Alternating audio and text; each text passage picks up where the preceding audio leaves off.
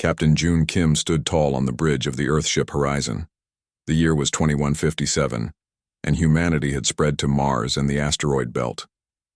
Captain Kim was a serious man with short black hair and tired eyes that had seen many challenges. Today would bring the biggest one yet.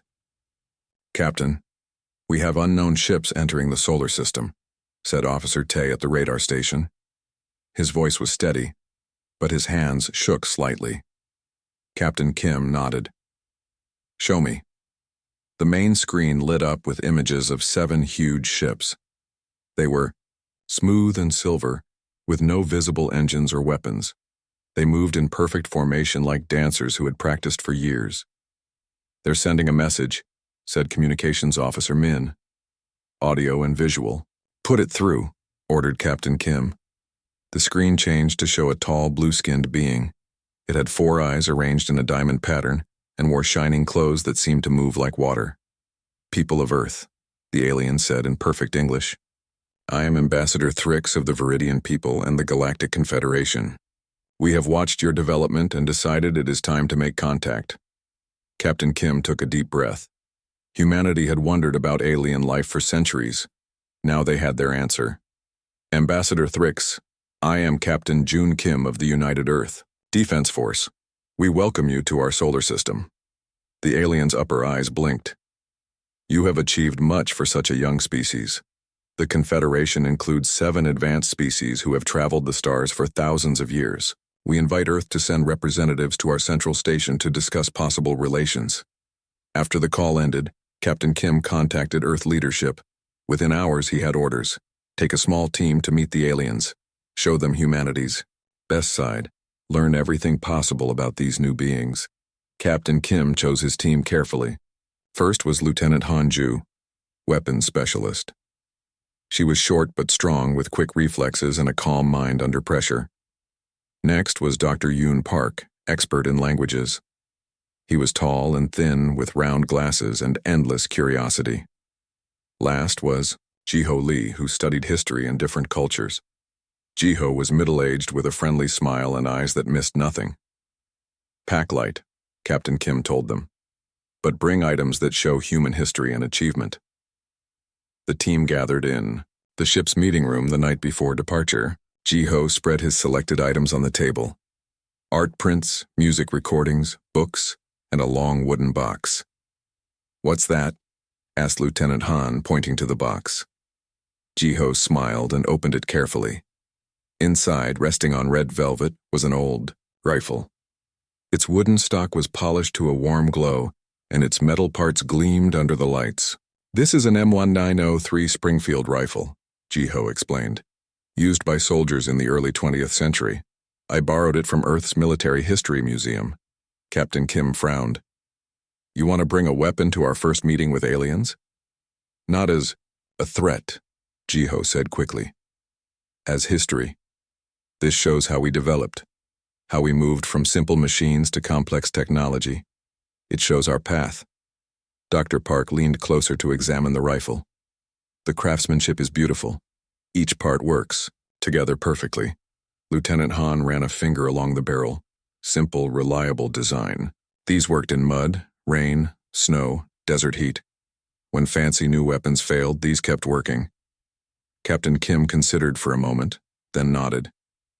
"Fine, but I'll need to inform the aliens we're bringing it as a historical artifact only."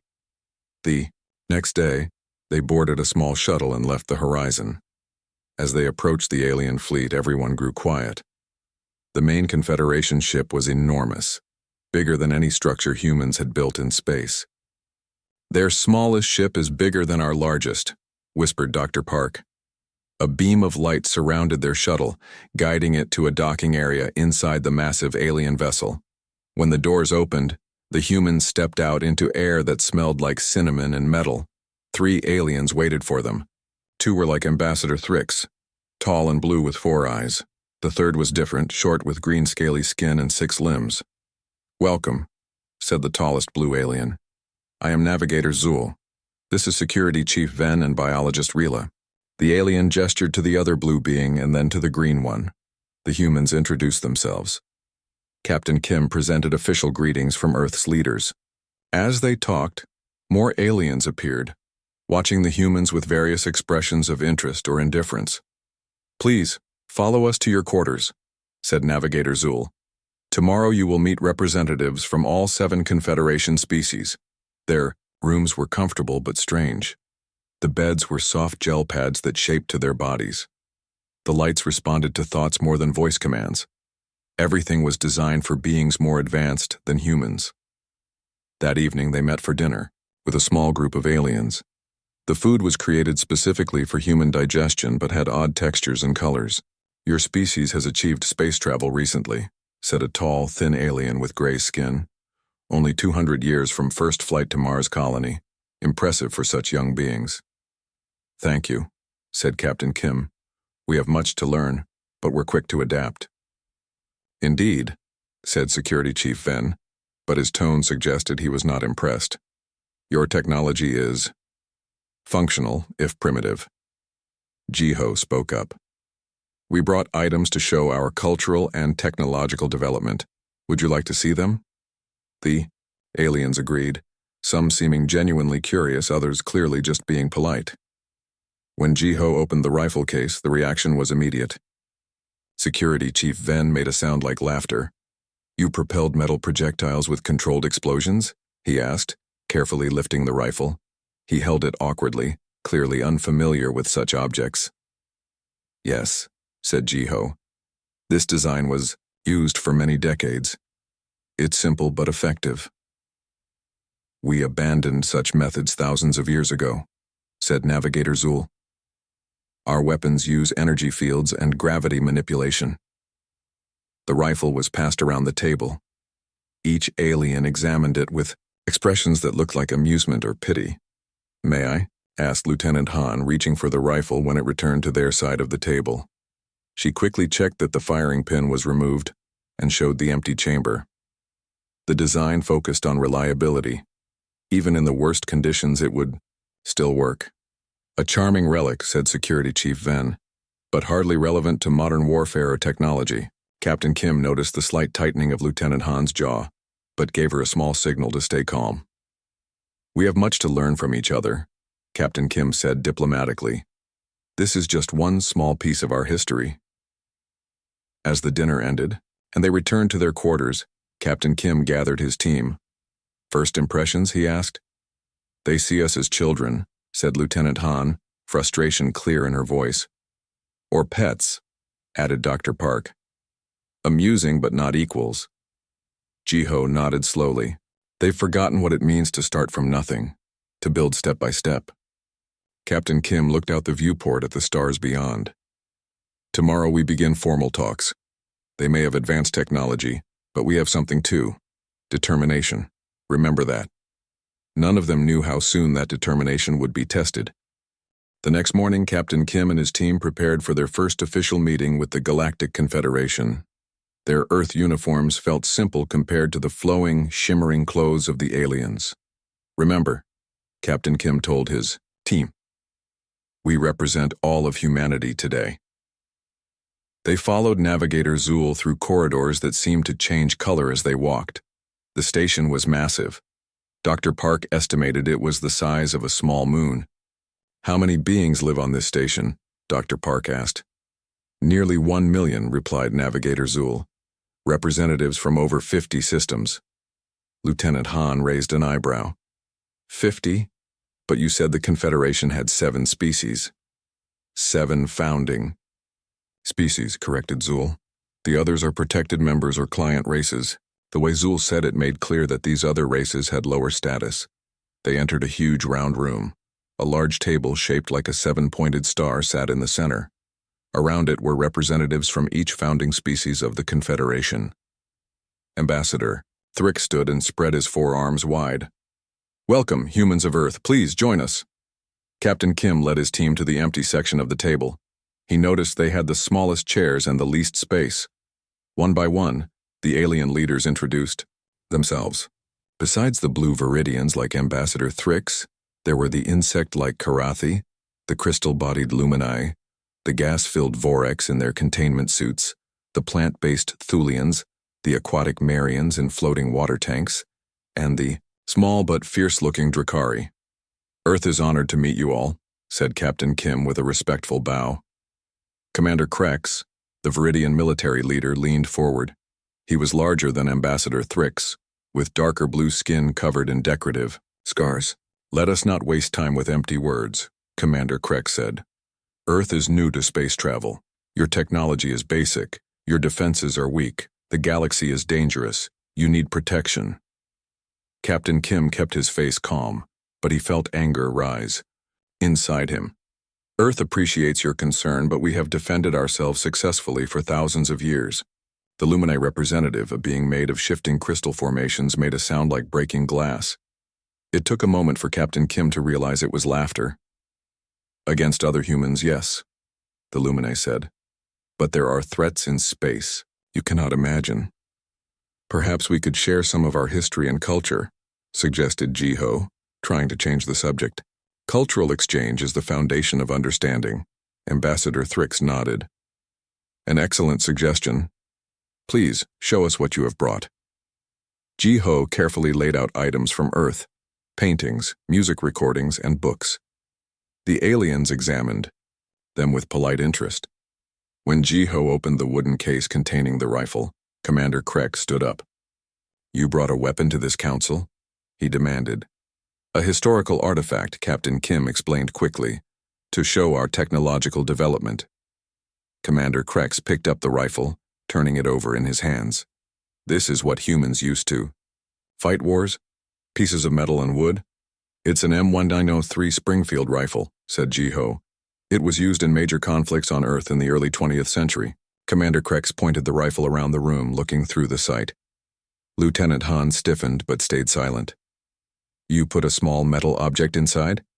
Asked the Thulian representative, a being covered in bark-like skin with leaves growing from its shoulders. A bullet, yes, said Jiho, propelled by controlled explosion of gunpowder. The Karathi representative clicked its mandibles together. Primitive chemical propulsion. We moved beyond such technology before we even reached space. Commander Krex handed the rifle to the Drakari, a small red-skinned being with sharp teeth. The weapon requires manual operation for each shot? How inefficient. It was designed for reliability, said Lieutenant Han. Even in extreme conditions, it would still work. Our weapons are neural-linked, said Commander Krex, tapping the silver device on his hip. They respond to thought alone and fire energy that can disintegrate targets at molecular level. The rifle continued around the table. Each alien handled it like a strange toy, some struggling with its weight, others confused by its mechanical parts. Such weapons damaged your planet, correct? Asked the Marian representative from inside its water tank. Polluted your atmosphere and waters? Yes, admitted Captain Kim. Our history includes many mistakes, but we learned from them. As all young species must, said Ambassador Thrix. Now let us discuss more important matters. Earth has abundant resources. The Confederation offers protection in exchange for mining rights. Captain Kim's eyes narrowed slightly. Earth values fair trade. What exactly do you mean by protection? The galaxy contains many dangers, said Commander Krex. Pirate groups, aggressive species, natural disasters. A Confederation fleet in your system would ensure Earth's safety. And in return, you want our resources? Captain Kim asked. A reasonable exchange, said the Vorx representative, its voice buzzing through a translator.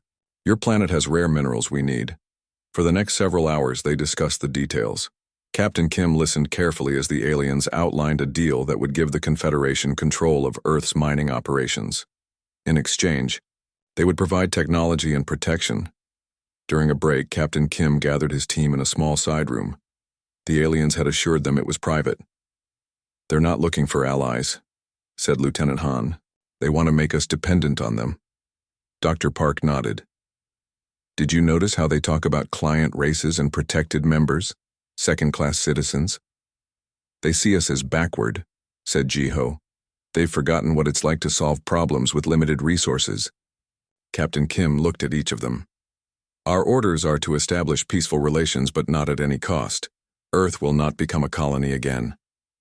When they returned to the meeting, Captain Kim spoke carefully. The Confederation's offer is generous, but Earth prefers to join as an equal partner, not a protected member. Commander Krex made a dismissive gesture. Equality must be earned. Your technology is centuries behind ours. Technology isn't everything, said Captain Kim. Humans are adaptable, creative. All species say this about themselves, interrupted the Luminae representative. Yet history shows that advanced technology determines which species thrive. The talks continued for days. Each morning, the human team proposed changes to the agreement. Each afternoon, the Confederation representatives rejected them. At night, Captain Kim sent encrypted reports back to Earth. After 1 week, they seemed no closer to a fair agreement. The rifle remained, on display in the council room, occasionally drawing amused glances from the aliens. Perhaps we should consider their offer, Dr. Park said privately to Captain Kim after a particularly difficult session. We are alone out here. Not yet, said Captain Kim. Earth leaders are still reviewing options. We need to buy more time. That evening, while eating dinner in their quarters, an alarm suddenly blared throughout the station. The sound was high-pitched and pulsing. What's happening? Asked Lieutenant Han, instantly alert. The room's communication panel lit up with Navigator Zul's face. Humans, stay in your quarters. The station is under attack. By whom? Asked Captain Kim. The Nixari, said Zul, fear evident in all 4 eyes. A dangerous faction. Emergency protocols are activating now. The communication cut off. The lights in their quarters dimmed to a dull red glow. The Nixari? They never mentioned them before, said Jiho. Captain Kim moved to the door, but it was locked. We're trapped in here. Lieutenant Han joined him at the door. Captain, I don't trust this. Why lock us in? Before Captain Kim could answer, a violent explosion shook the station. The floor trembled beneath their feet. Whatever's happening, said Captain Kim grimly. I think we're about to see what the Confederation really thinks of humanity. Another explosion rocked the station. The lights flickered and the air system made a strange whining noise. We need to get out of here, said Lieutenant Han. She examined the door's locking mechanism, a smooth panel with no obvious controls. Let me try, said Dr. Park. He had been studying the station's systems all week. He placed his hand on the panel and moved his fingers in a pattern he had seen the aliens use. Nothing happened. Jiho looked around the room. The air vents. They're large enough for a person. Captain Kim nodded. Good thinking. Lieutenant Han, can you open it? Lieutenant Han pulled a small toolkit from her boot. Within minutes, she had removed the vent cover. I'll go first, she said, climbing into the opening. The 4 humans crawled through the ventilation system. The metal was warm under their hands, and strange smells filled the air. I hear voices, whispered Lieutenant Han, stopping at a junction. Below them was a grate looking down into a large room. Through the grate they could see several Confederation aliens, including Commander Krex. They were arguing loudly. The defense systems are failing, said Commander Krex. The Nixari have infected our network with a virus. How did they get past our scanners? Asked a Thulian representative. Unknown, replied Commander Krex. But their attack is targeted. They're taking control of section after section. What about the humans? Asked Ambassador. Thrix locked in their quarters, said Commander Krex. They're irrelevant to this situation. Captain Kim frowned at these words. Let's keep moving, he whispered to his team. We need to understand what's happening. They continued through the ventilation system until they reached what appeared to be a central control room. Through another grate, they could see aliens working frantically at control panels. Red warning lights flashed across screens. The Nixari are approaching the central hub, said a Viridian technician. Security teams are not responding. Why aren't our weapons working? Demanded another alien. The emergency protocols disabled. All energy weapons to prevent damage to critical systems, explained the technician. It's standard procedure during a network breach. Captain Kim caught Lieutenant Han's eye. Their weapons are neural linked to the station's systems, he whispered. With the network compromised, they can't use them, Lieutenant Han finished. A new alarm sounded, even louder than before. The aliens in the control room looked at each other in panic. "Emergency bulkheads activating," announced a computerized voice. "Station sectional isolation in 30 seconds. "We need to move," said Captain Kim urgently. "If the bulkheads close, we'll be trapped." They scrambled through the ventilation shafts following Lieutenant Han, who had the best sense of direction. They dropped down into an empty corridor just as heavy metal doors began to slide from the ceiling and floor. "Run!" shouted Captain Kim. They sprinted down the corridor. Dr. Park tripped and fell. Ji-ho and Captain Kim grabbed his arms and pulled him through a doorway just before the bulkhead sealed shut with a heavy thud. They found themselves in a large meeting room.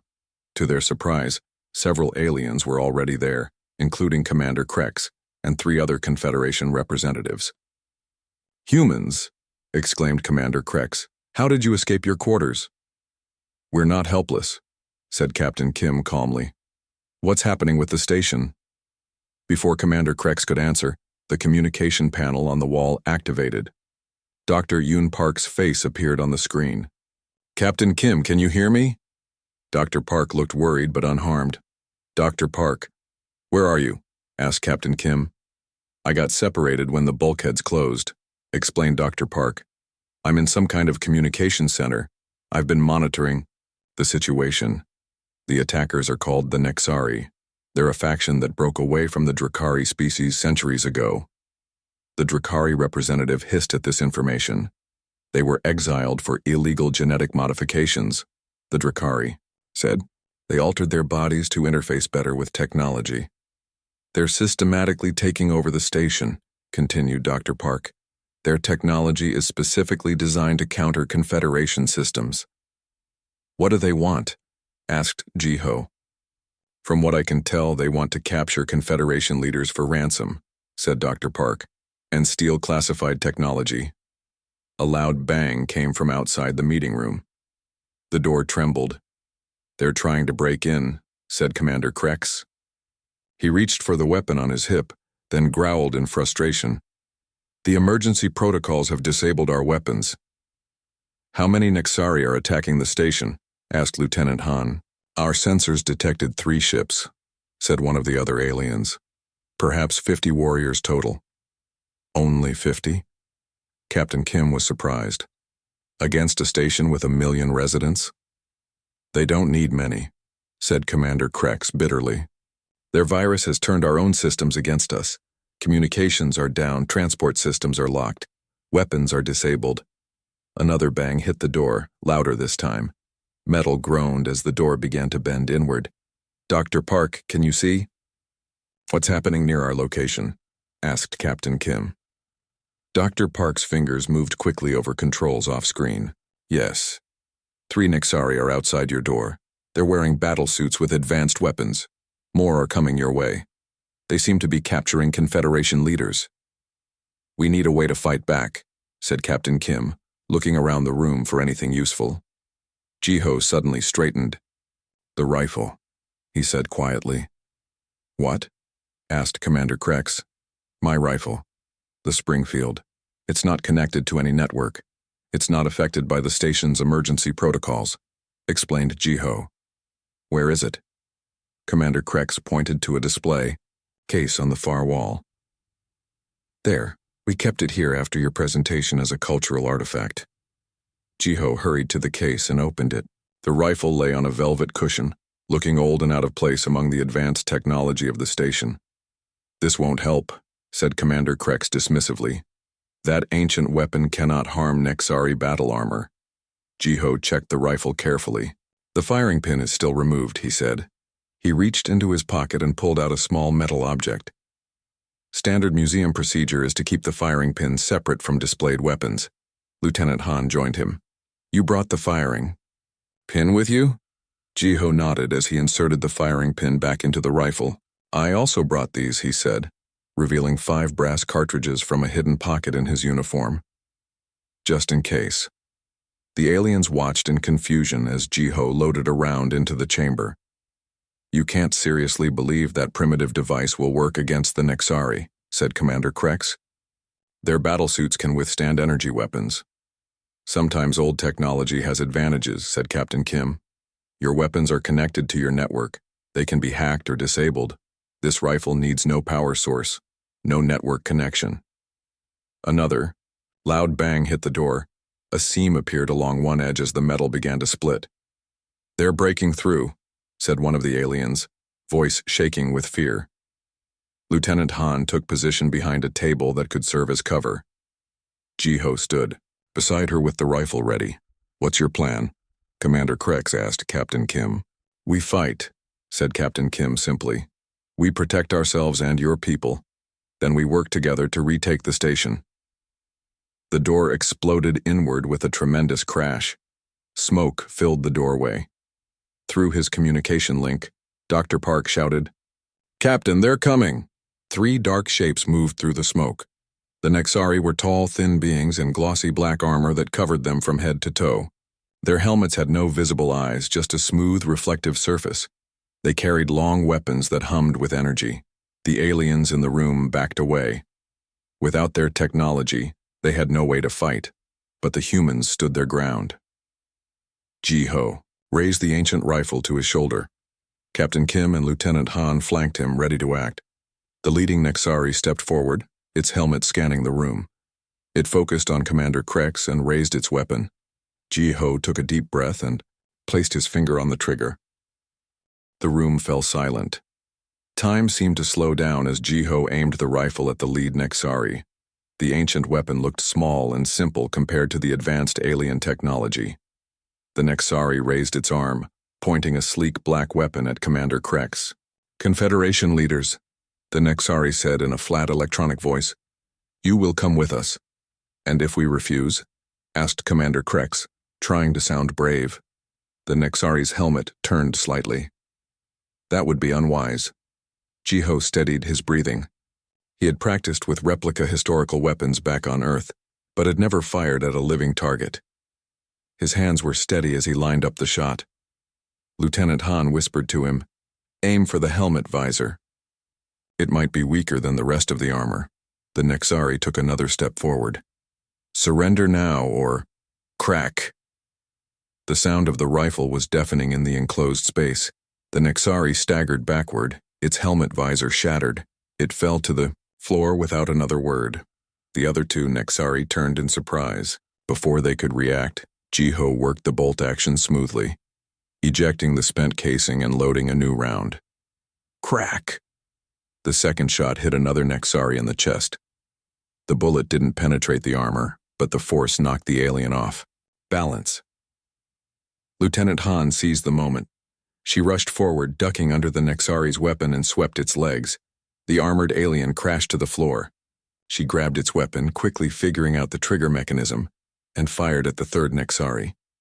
The energy weapon hummed and released a bolt of blue light that struck the 3rd Nexari. Its armor absorbed the shot, but Captain Kim was already moving. He picked up a heavy metal chair and swung it at the Nexari's helmet. The alien fell, stunned by the impact. Ji-ho fired again, his 3rd shot finding the fallen Nexari's helmet visor. The room fell quiet except for the sound of the rifle's bolt action as Ji-ho reloaded. The aliens stared in shock. Impossible, whispered Commander Krex, looking at the fallen Nexari. Lieutenant Han examined the weapon she had taken. Once removed from the network, their weapons work fine, she said. She handed it to Captain Kim and took another from one of the fallen Nexari. Don't understand, said a Lumine representative, crystal body flickering with confusion. How did that ancient weapon defeat their armor? Physical projectiles, explained Ji-ho, carefully saving his remaining 2 bullets. Your energy weapons and defense systems evolved together.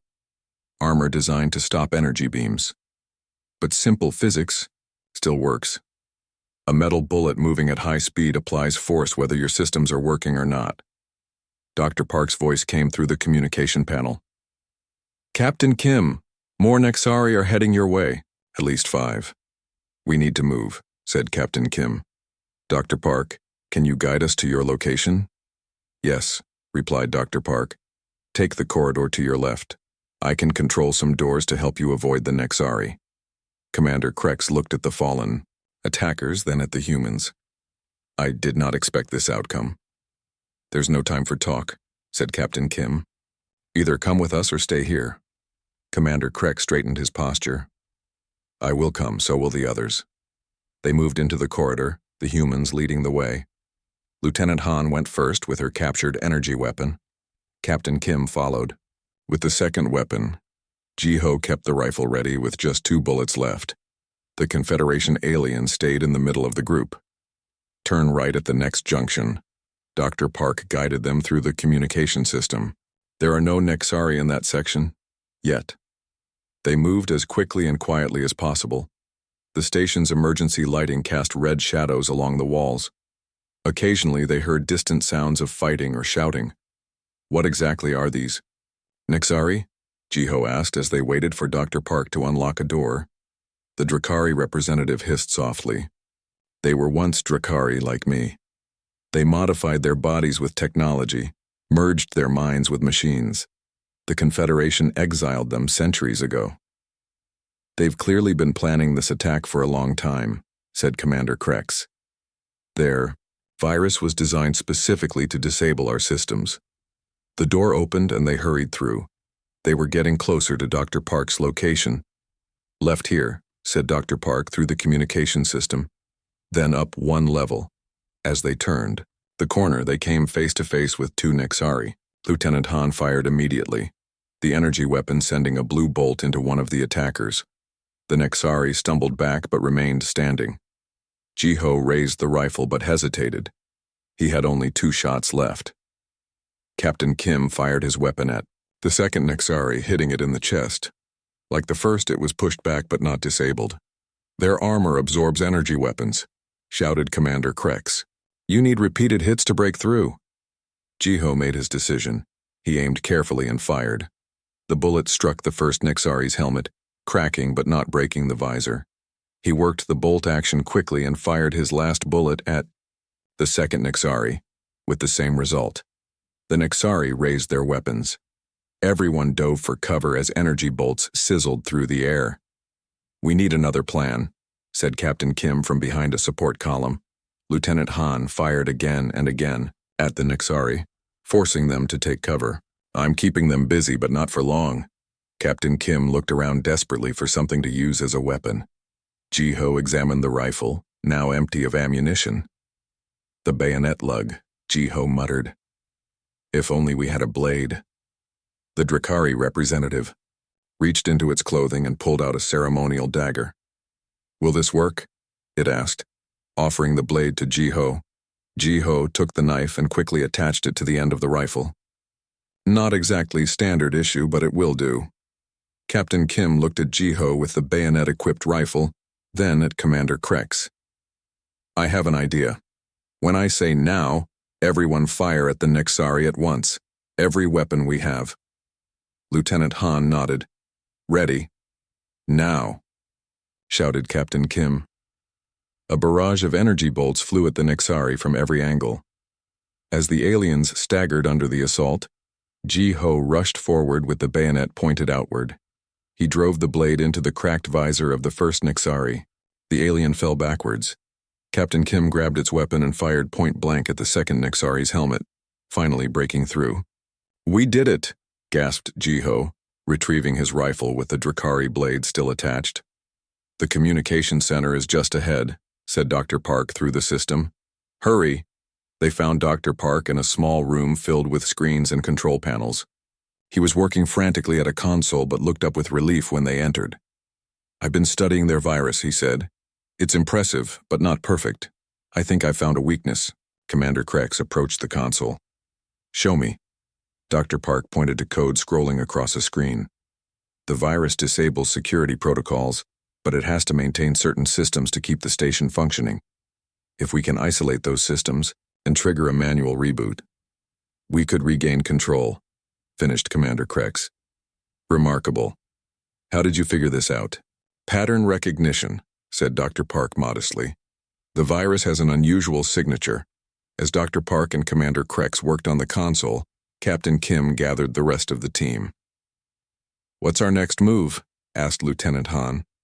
We need to reach the central control room, said Captain Kim. Dr. Park and Commander Krex can implement their plan from there. What about the other Nexari? Asked Jiho, looking at his empty rifle. Captain Kim checked the energy weapons they had captured. We have 3 working weapons now, and your bayonet proved effective. Sometimes the old ways work best, said Jiho with a slight smile. Commander Krex joined them. Dr. Park has explained the plan. We need to reach the central hub. But the path will be dangerous. Many Nexari stand between us and our goal.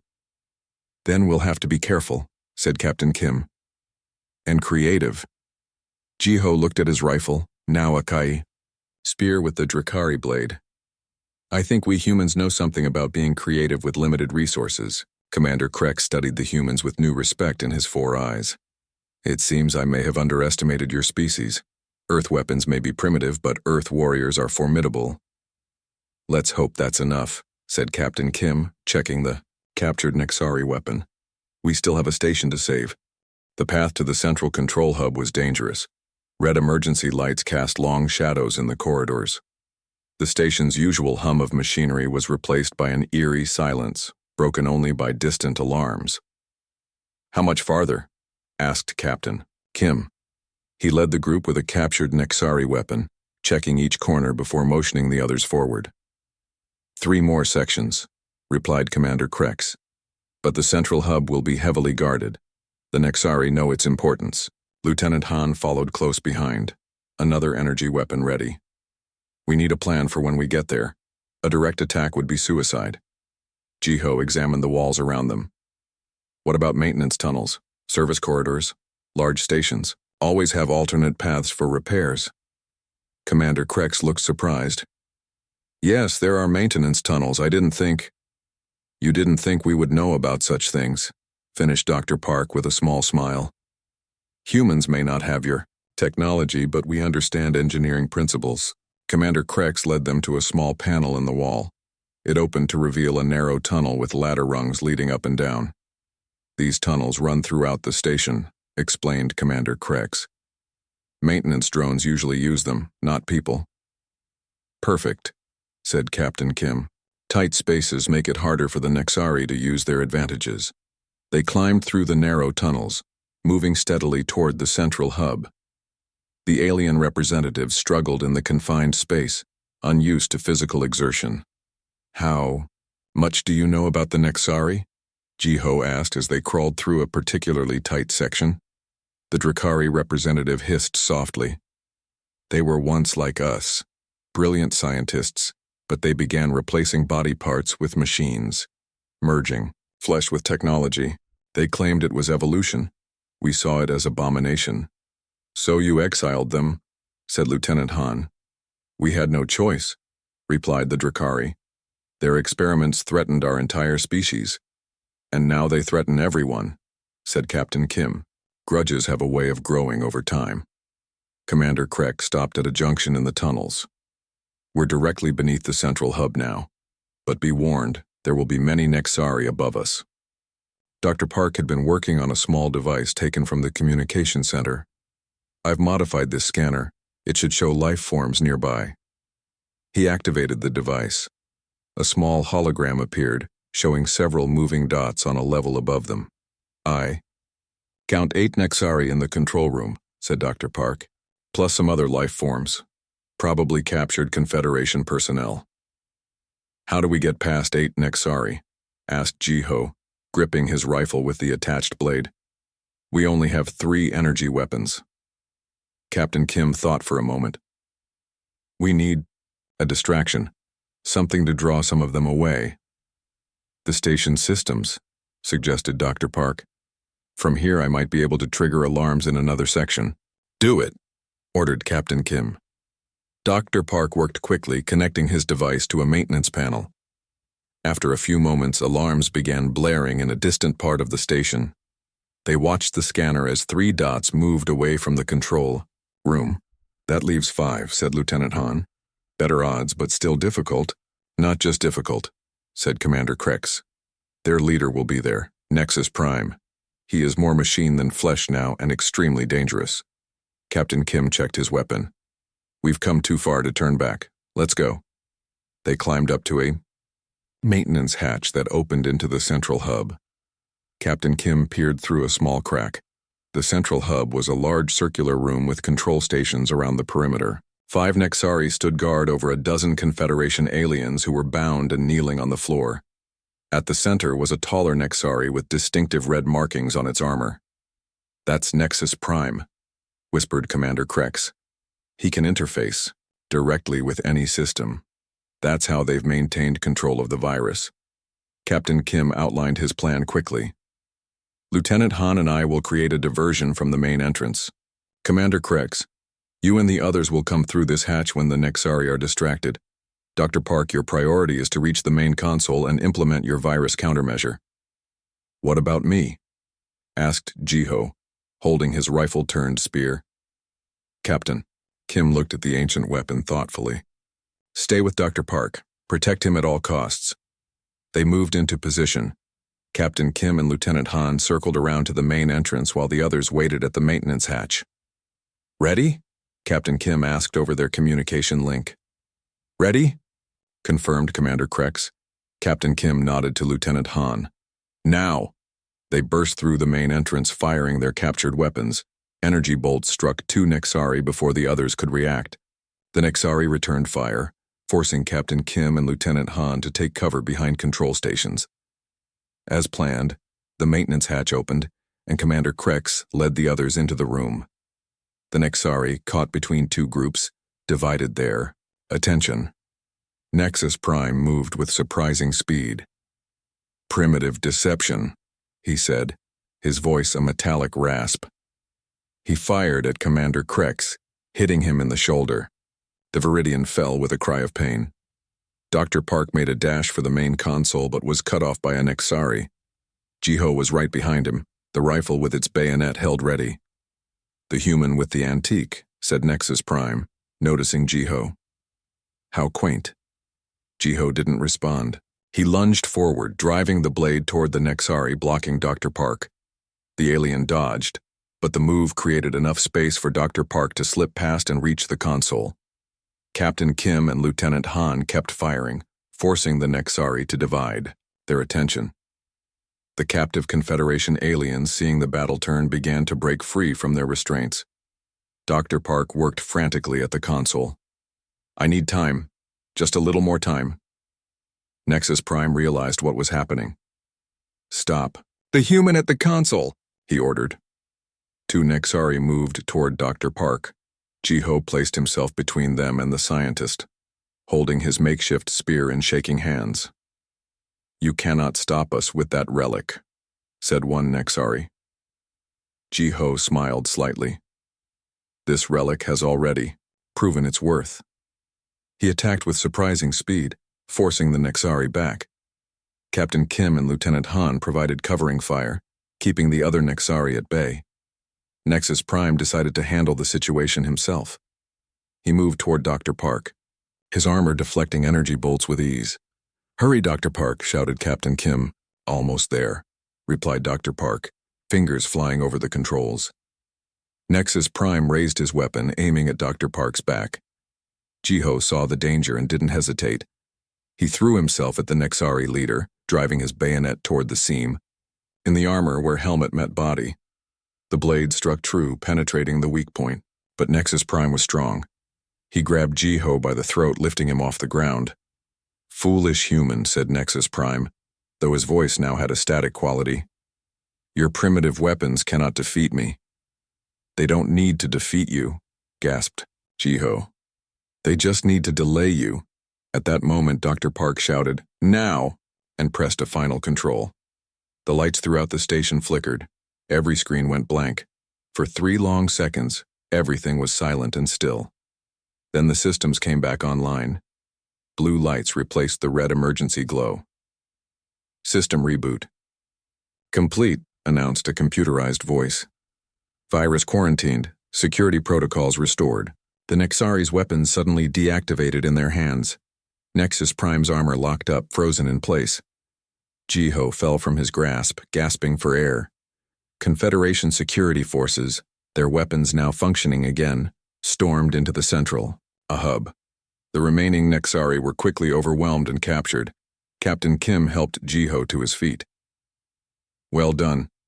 Commander Krex approached them, holding his injured shoulder. You saved the station. You saved all of us. We worked together, said Captain Kim. That's what allies do. In the days that followed, the Nexari were imprisoned and their ships captured. The damaged sections of the station were repaired.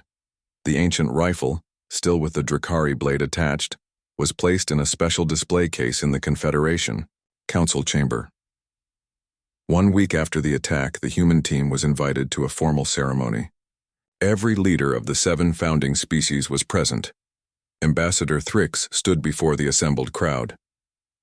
Today, we recognize the courage and ingenuity of our human friends. When our technology failed, their understanding of basic principles saved us. When our weapons were useless, their ancient tools proved effective. Commander Krex stepped forward. He carried an ornate box made of polished wood and shining metal. Captain Kim, on behalf of the Galactic Confederation, I present this case for the Earth weapon that saved us. No longer will we view it as a curiosity, but as an honored instrument of our shared victory. Captain Kim accepted the case with a bow. Earth is grateful for this recognition. Ambassador Thrix raised all 4 hands for silence. More important than this gesture is what follows. The Confederation formally invites Earth to join as a full member, with all rights and privileges, not as a protected world, but as an equal partner. Captain Kim looked at his team, Lieutenant Han standing tall and proud, Dr. Park smiling quietly, and Jiho with his hand resting on the rifle's wooden stock. Earth accepts your invitation, said Captain Kim, but with one condition. We join, as equals or not at all. Ambassador Thrix nodded. Agreed. Your perspective brings wisdom we had forgotten. Sometimes the oldest solutions are still valuable. Sometimes the simplest tools are the most reliable. As they prepared to return to Earth, with the historic